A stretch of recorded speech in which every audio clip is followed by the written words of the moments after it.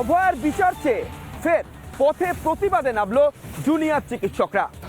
কারণ এবার তারা প্রতিবাদে নেমেছে সন্দীপ ঘোষ এবং অভিজিৎ মণ্ডলের জামিনের প্রতিবাদে সিবিআই তদন্ত নিয়েই প্রশ্ন তুলে দিলেন আন্দোলনকারী চিকিৎসকরা। একই সঙ্গে এই প্রতিবাদে সামিল হলেন অভয়ার বাবা মাও।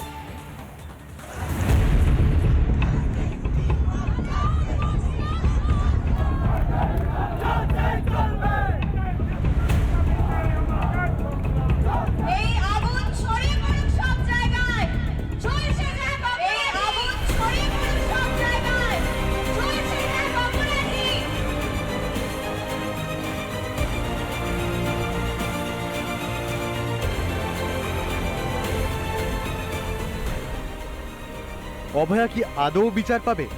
সন্দীপ ঘোষ ও অভিজিৎ মণ্ডলের জামিনের পর এখন এই প্রশ্নই উঠতে শুরু করেছে। বিচারের অপেক্ষায় থাকা বাংলার মানুষ ফের পথে নামলো, ফের রাস্তায় নামলো জুনিয়র ডাক্তাররা।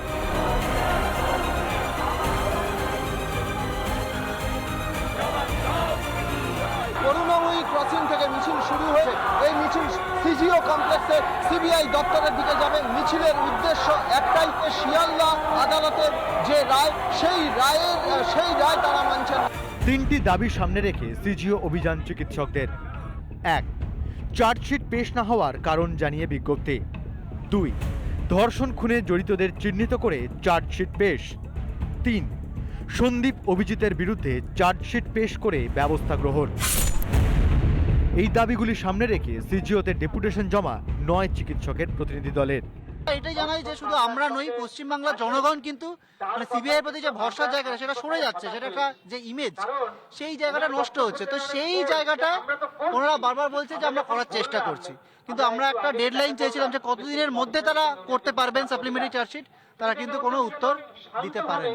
90 দিন হয়ে যাওয়ার পরেও কেন তারা চার্জশিট দিতে পারলেন না, সেই প্রশ্নটা কিন্তু থেকেই যাচ্ছে। এর দায় কিন্তু সিবিআইকে নিতে হবে। আমাদের হাতে আন্দোলন করা ছাড়া অন্য কিচ্ছু নেই, তাই সেই আন্দোলন এবং রাজপথেই আমরা আছি বিচারের দাবিতে।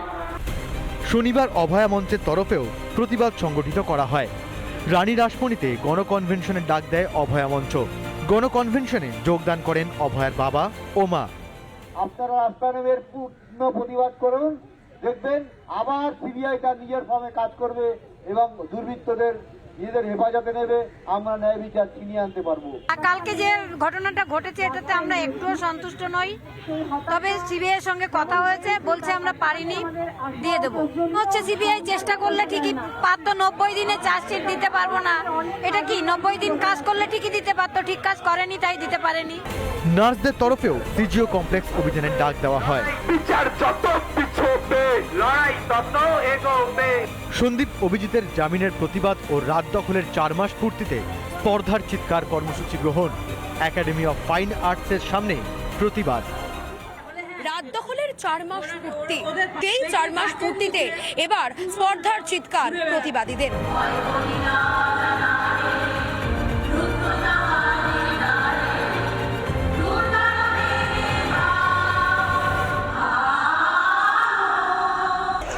চার মাস পেরিয়েছে, এখনো বিচার পায়নি অভয়া।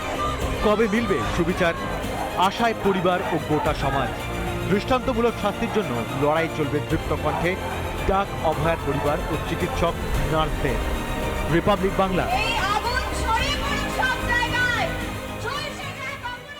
নানা ধরনের কন্টেন্ট দেখার জন্য লাইক করুন, শেয়ার করুন আমাদের ফেসবুক পেজ, সাবস্ক্রাইব করুন আমাদের ইউটিউব চ্যানেল। পাশাপাশি অন্যান্য ব্রেকিং নিউজের জন্য অবশ্যই চোখ রাখুন রিপাবলিক বাংলায়।